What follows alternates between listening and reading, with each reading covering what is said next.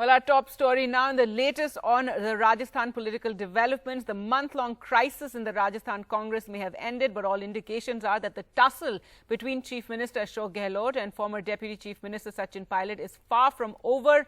For the moment, Gehlot has emerged stronger, having foiled an attempt to topple his government, and he's managed to retain all the MLAs who were with him. He also ejected Pilot from the state cabinet and got him removed as the state Congress president.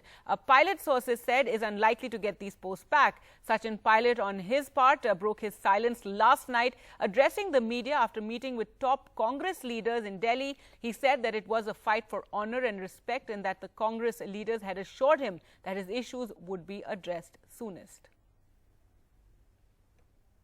पिछले कुछ समय से हमारे कुछ साथी विधायक दिल्ली में आए हुए थे और हम लोगों के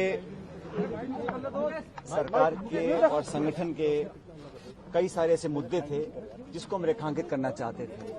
और मैंने जो इशू उठाया था, चाहे वो देशद्रोह का मुकदमा एसओजी वाला हो या हमें काम करने का जो तरीका था उसमें जो आपत्तियां थी, उन सब के बारे में हमने बताया। और मैंने शुरू से इस बात को कहा कि जो मुद्दे हैं वो सैद्धांतिक हैं और मुझे लगता था कि पार्टी के हित में उन बातों को उठाना बहुत जरूरी था। अपनी बात हम लोगों ने रखी। इस पूरे प्रकरण के दौरान बहुत सी बातें कही गई, चलाई गई और बहुत कुछ मुझे भी सुनने को मिला। व्यक्तिगत रूप से कुछ ऐसी बातें बोली गई जो मैं समझता हूं मुझे भी आश्चर्य उन बातों पर हुआ, लेकिन मुझे लगा कि संयम और विनम्रता हमेशा बनाए रखनी चाहिए। राजनीति में व्यक्तिगत दुर्भावना की कोई जगह नहीं है।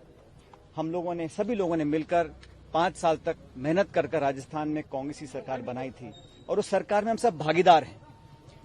लेकिन जब मुझे लगा कि इन बातों में जहां पर मुझे आपत्तियां थीं या जहां पर मुझे लगा कि अपनी बात रखना बहुत जरूरी है, तो कांग्रेस के समक्ष मैंने उस बात को रखा। मुझे खुशी है कि कांग्रेस अध्यक्ष ने, पूर्व अध्यक्ष राहुल गांधी जी ने, प्रियंका जी ने, हम सब ने विस्तार से आज चर्चा करी और हमारे जो साथी विधायक हैं उन सबकी बातों को, उन सबके कंसर्न्स को हमने प्लेटफॉर्म पर रखा है। और मुझे आश्वासित भी किया गया है, मैं धन्यवाद देता हूं इस बात का, कि ये 3 सदस्य कमेटी बनकर बहुत जल्द उन तमाम मुद्दों का निराकरण करेंगे जो मुद्दे हम लोगों ने उठाए हैं। मैं फिर कहना चाहता हूं, सैद्धांतिक मुद्दे थे, गवर्नेंस के इश्यूज से जो मैं चाहता था एड्रेस हों, ताकि पार्टी और सरकार उन वादों पर खरा उतर सके जिन वादों को कर हम सत्ता में आए थे। और पार्टी पद देती है, पार्टी पद ले भी सकती है। मुझे पद की बहुत लालसा नहीं है, लेकिन मैं चाहता था जो मान सम्मान स्वाभिमान की बात हम लोगों ने करी थी वो बनी रहे। राजनीति में आज 18-20 साल से मैंने जो योगदान दिया है व्यक्तिगत रूप से पार्टी के प्रति, पार्टी भी बात को जानती है। और हमने हमेशा कोशिश करी है कि जिन लोगों ने मेहनत कर इस सरकार का निर्माण किया है उन लोगों की हिस्सेदारी, भागीदारी सुनिश्चित की जाए। मुझे खुशी है कि कांग्रेस अध्यक्षा जी ने आज जो कमेटी का गठन किया है और ये बात भी जैसे वेणुगोपाल जी ने कहा कि समयबद्ध तरीके से इन सब बातों को सुनकर इसका अच्छा निराकरण किया जाएगा। मैं समझता हूं ये एक स्वागत योग्य कदम है। इसके लिए मैं कांग्रेस अध्यक्ष का धन्यवाद देना चाहता हूं। व्यक्तिगत हमले किए और जो ये कहा कि बीजेपी के हाथों खेल रहे हैं आप, देखिए, ऐसा है, आज से 1.5 साल पहले जब हम चुनाव जीतकर आए थे, उस समय हमने कांग्रेस अध्यक्ष को ये निर्णय दिया था देने के लिए कि कांग्रेस का मुख्यमंत्री कौन बनेगा। उस समय अशोक गहलोत जी को मुख्यमंत्री बनाया गया और मुझे उप मुख्यमंत्री बनने की जिम्मेदारी दी गई थी और हमने लगातार काम किया। और मुझे लगा कि इन 1.5 साल में जो मेरा अनुभव रहा वो मैं कांग्रेस तक, कांग्रेस का आलाकमान तक लेकर जाऊं। और मैंने सारी बातें कही हैं, वो आज मैं इस प्रेस या मीडिया के माध्यम से बोलना नहीं चाहता हूं, लेकिन वो सारी बातें मैंने बताई हैं। और मुझे लगता है कि समस्या का समाधान होगा, क्योंकि जो सरकार ने और पार्टी ने वादे किए वो निभाने बहुत जरूरी हैं। और मैंने कभी भी सुन लीजिए, हमने कभी भी इस प्रकार की भावना या भाषा या आचरण का उपयोग नहीं किया जो हमारे योग्य नहीं है। और मैं आज भी इस बात पर कायम हूं कि हम लोगों ने हमेशा एक दूसरे का सम्मान भी किया है, लेकिन पार्टी और सरकार के जो हित में था उसको हमने रखा है। और जितना भी लोग कुछ भी कहें, ये बात सच है कि हम लोग कांग्रेस पार्टी के न सिर्फ सिंबल पर जीत कर आए, लेकिन कांग्रेस पार्टी का काम कर हम सत्ता में आए थे। और आज हमारी जवाबदेही बनती है कि हम कैसे उन वादों को पूरा करें। इसलिए मेरा आज हम लोगों ने अपनी बात रखी, सभी विधायकों ने रखी, हम सब मिलकर यहाँ पर आए थे। मैं धन्यवाद देना चाहता हूँ सभी विधायकों का कि इन्होंने बड़े एक खुले माहौल में बेबाकी से अपनी बात को रखा, उसका संज्ञान भी पार्टी ने लिया है। और मैं धन्यवाद देना चाहता हूँ प्रियंका जी का, जिन्होंने समय निकालकर आज हम सबसे बात करी, अलग अलग सब बातों को सुना और मुझे लगता है कि बहुत जल्द समस्या का समाधान। All right, well, let's go across to Sunil Prabhu for more on this story. And Sunil, so what next for Sachin Pilot? He's talking about how all his issues will be looked into, but it does seem that this round has gone to Ashok Gehlot, and it doesn't seem likely that Sachin could return to Rajasthan just yet. What are you hearing?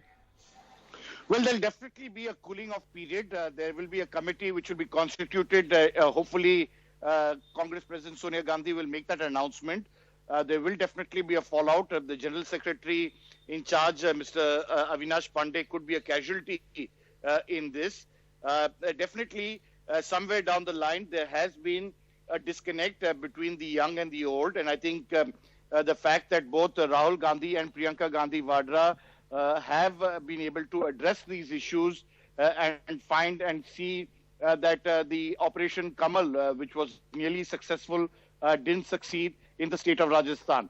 The first focus, of course, will be to ensure that the assembly session on the 14th of August passes off peacefully. There is a show of strength of the Congress along with the other supporting parties to ensure that Mr. Gehlot is able to continue with his government despite all the pulls and pressures that have taken place in the last over a month now.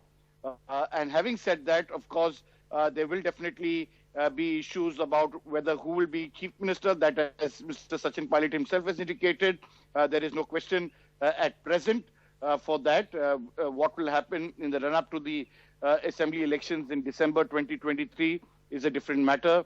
Then, of course, there is another factor about accommodation of those who supported him. That will definitely be looked after during a cabinet reshuffle. What role does Sachin Pilot have? Ideally, the possibility of him remaining as PCC chief now that they have appointed somebody else is ruled out.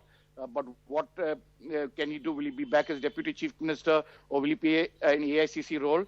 These are comments where people who have been part of the dialogue with him say at present he's unlikely to be accommodated, but it will take some time before some final decision will be taken. So definitely at this present juncture, there will be a cooling off period, but definitely Mr. Sachin Pilot's whatever he has done and whatever he plans to do will be looked into by the Congress leadership.